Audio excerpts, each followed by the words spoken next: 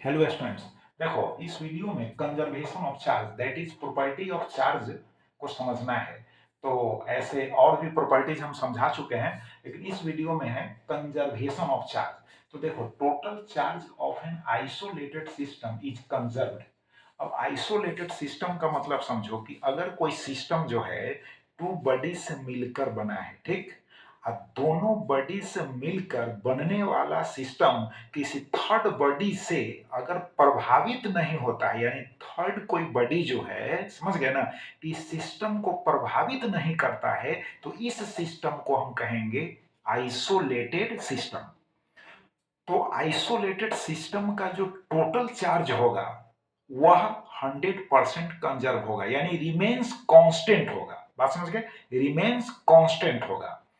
अब आपस में सिस्टम में टू बॉडीज हैं, तो आपस में चार्ज का आदान प्रदान होगा, आपस में चार्ज का ट्रांसफर होगा, लेकिन सिस्टम का जो टोटल चार्ज होगा वह रिमेन्स कांस्टेंट होगा। बात समझ गए? अब सपोज करो तुम दोनों मित्र है, समझ गए? तुम दोनों मित्र है, एक के पास 10 रुपए, दूसरे के पास 20 रुपए, तो 20 और 10 कितना हुआ? 30 रुपए हो गया।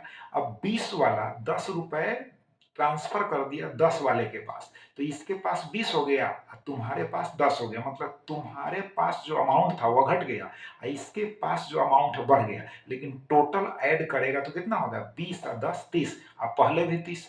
तो दोनों अगर एक साथ हो, दोनों को हम एक फैमिली का मेंबर्स अगर समझेंगे, समझ गए, तो इसी को कहते हैं आइसोलेटेड सिस्टम। यानी कि आइसोलेटेड सिस्टम के अंदर एक बॉडी से दूसरे बॉडी में, है ना, ट्रांसफर हो रहा है चार्ज का, लेकिन सिस्टम का जो टोटल चार्ज है वह रिमेन्स कांस्टेंट है। क्लियर हो गया? अब एग्जांपल देखो और क्लियर हो जाएगा। When a glass rod is rubbed with silk, जब ग्लास रड को सिल्क से रगड़ा जाता है, a positive charge appears on the rod, तो रड पर पॉजिटिव चार्ज, है ना, प्रोड्यूस होता है, इंड्यूस होता है, उपस्थित होता है, and equal amount of negative charge on the silk, और सिल्क पर उतना ही नेगेटिव चार्ज इंड्यूस होता है। इसका मतलब है कि ग्लास रड को सिल्क कपड़े से रगड़ा जाता है, तो रगड़ने पर क्या होता है, जितना अमाउंट में पॉजिटिव चार्ज ग्लास रड पर अपीयर होता है, उतना ही अमाउंट में नेगेटिव चार्ज सिल्क क्लॉथ पर भी अपीयर होता है। बात समझ गए? तो क्लियर हो गया? तो अब देखोगे कि टोटल चार्ज जो होगा सिस्टम का, यानी ग्लास रड प्लस सिल्क मिलकर एक सिस्टम बना लिए, तो इस सिस्टम का जो टोटल चार्ज होगा वो क्या होगा? जीरो होगा कि नहीं? क्लियर हो गया? thus the net charge on the rod silk system is zero before and after rubbing। अब जैसे बिफोर रबिंग, समझ लो इसको एक बार और, बिफोर रबिंग यानी ग्लास रड और सिल्क क्लॉथ को आपस में जब नहीं रगड़ा गया तो सिस्टम का चार्ज क्या था? जीरो। यानी ग्लास रड पर भी चार्ज जीरो और सिल्क पर भी चार्ज जीरो, तो जीरो प्लस जीरो क्या हो गया? जीरो। और जब रगड़ा गया तो जितना पॉजिटिव चार्ज इंड्यूस हुआ ग्लास रड पर, उतना ही निगेटिव चार्ज सिल्क क्लॉथ पर। तो दोनों को अगर ऐड करते हैं तो फिर सिस्टम का जो चार्ज होगा वह तो जीरो होगा। तो total charge of the system, है ना, इज कांस्टेंट। क्लियर हो गया? अब नेक्स्ट एग्जांपल देखो। इन radio active DK of uranium nucleus 92U238, देखो यूरेनियम, है ना, यूरेनियम एटम का यह सिंबल है 92U238। का मतलब हुआ कि ऊपर में जो लिखा हुआ है वह मास नंबर है और नीचे जो लिखा हुआ है वह एटॉमिक नंबर है जिसका रिलेशन चार्ज से है। तो ब्रैकेट्स में हम लिख दिए हैं charge is equal to plus 92E। Clear हो गया कि नहीं? इसका संबंध जो है रिलेशन चार्ज से है और इसका संबंध जो है रिलेशन मास से है। तो प्लस 92E लिखा हुआ है। अब देखो इज ट्रांसफॉर्म्ड यानी चेंज हो जाता है किसमें? तो थोरियम में, है ना, थोरियम का सिंबल देखो 90, थोरियम का सिंबल हो गया TH, यहाँ 234 है, यानी यह मास नंबर को इंडिकेट करता है, यह चार्ज यानी एटॉमिक नंबर को इंडिकेट करता है। यहाँ लिखे भी हैं charge is equal to plus 90 E, clear हो गया। तो यहाँ 90 E with emission of an alpha particle 2He4, यहाँ पर m मत समझिएगा, 2He4 है, हीलियम एटम के इक्वल होता है अल्फा पार्टिकल। तो चार्ज कितना हो जाएगा प्लस 2E, यानी नीचे जो लिखा हुआ है उसका संबंध रिलेशन चार्ज से है, तो प्लस 2E हो गया कि नहीं। अब ऐड करके देखो, डीके का मतलब क्या होता है, डीके का मतलब होता है कि कोई एटम है, रेडियो एक्टिव एटम है, ठीक, रेडियो एक्टिव एटम है, तो उस एटम का डीके होगा। डीके होने का मतलब है कि ट्रांसफॉर्मेशन होगा, उसमें बदलाव आएगा, चेंजिंग होगा, उसमें बात समझ गए, चेंजिंग होगा। तो चेंज होकर यूरेनियम जो है चेंज होकर क्या बना, तो बन गया थोरियम में, और साथ साथ जो है उससे अल्फा पार्टिकल इमिट हुआ। क्या हुआ, अल्फा पार्टिकल इमिट हुआ। अब देखो स्टार्टिंग में देखो 92, यहाँ 92E लिखा हुआ है प्लस चार्ज, और जब डीके हुआ, जब ट्रांसफॉर्मेशन हुआ उसका थोरियम में, प्लस अल्फा पार्टिकल यहाँ पर इमिट हो रहा है, तो दोनों के चार्ज को हम ऐड करेंगे, तो 90 प्लस यहाँ पर हो जाएगा 2, तो 90 यानी यहाँ लिख दिए ब्रैकेट्स में प्लस 90E आप प्लस 2E, तो हो जाएगा प्लस 92E। तो बिफोर डीके जो होगा यानी प्लस 92E, आफ्टर डीके जो होगा प्लस 92E, इसका मतलब है कि टोटल जो चार्ज है वह क्या है, रिमेन्स कांस्टेंट यानी कंजर्व है। क्लियर हो गया, हम दिखा भी दिए हैं। Here total charge before decay is plus 92E and total charge after decay is plus 90 E plus 2E, this is equal to हो जाएगा 92E। क्लियर हो गया, hence total charge is conserved।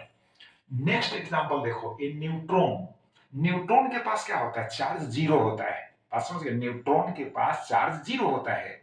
अब न्यूट्रॉन डीकेज इनटू प्रोटॉन, यानी neutron का भी transformation होता है, न्यूट्रॉन भी चेंज होता है प्रोटॉन में, बात समझ गए, न्यूट्रॉन भी चेंज होता है प्रोटॉन में।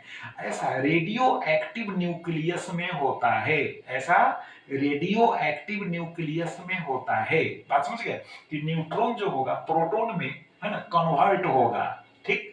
तो साथ साथ और भी पार्टिकल इमिट होते हैं, तो बीटा पार्टिकल का मतलब क्या हुआ, इलेक्ट्रॉन, बीटा पार्टिकल का मतलब हो गया इलेक्ट्रॉन, तो उस पर चार्ज कितना हुआ -E।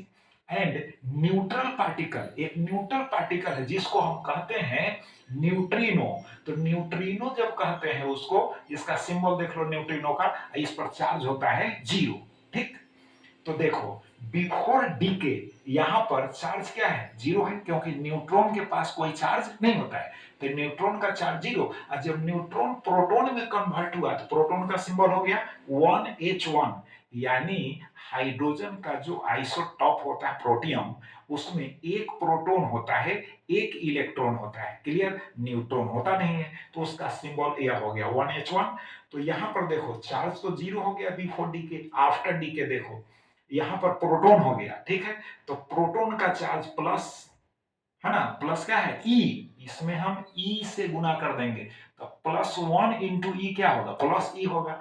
यहाँ देखो यह इलेक्ट्रॉन है, बात समझेगा कि नहीं, तो इसका -1 इंटू ई हो जाएगा, तो -E होगा। अब और ये तो न्यूट्रल पार्टिकल है न्यूट्रिनो, तो अब इनको जोड़ोगे तो +E और -E, तो 0 होगा कि नहीं। तो बिफोर डीके यानी जब न्यूट्रॉन ऑलरेडी था, प्रोटॉन में कन्वर्ट बदला नहीं था, उसका ट्रांसफॉर्मेशन प्रोटॉन में नहीं हुआ था, तो चार्ज कितना था 0। और जब न्यूट्रॉन का ट्रांसफॉर्मेशन हो गया प्रोटॉन में, न्यूट्रॉन चेंज होकर बन गया प्रोटॉन, साथ साथ इलेक्ट्रॉन भी निकला यानी बीटा पार्टिकल, और न्यूट्रल पार्टिकल न्यूट्रिनो, तब भी टोटल चार्ज जो हम ऐड किए तो 0 ही हुआ। तो total charge of the system क्या हो गया, कंजर्व हो गया कि नहीं। तो देखो कंजर्वेशन ऑफ चार्ज आज आप समझ गए।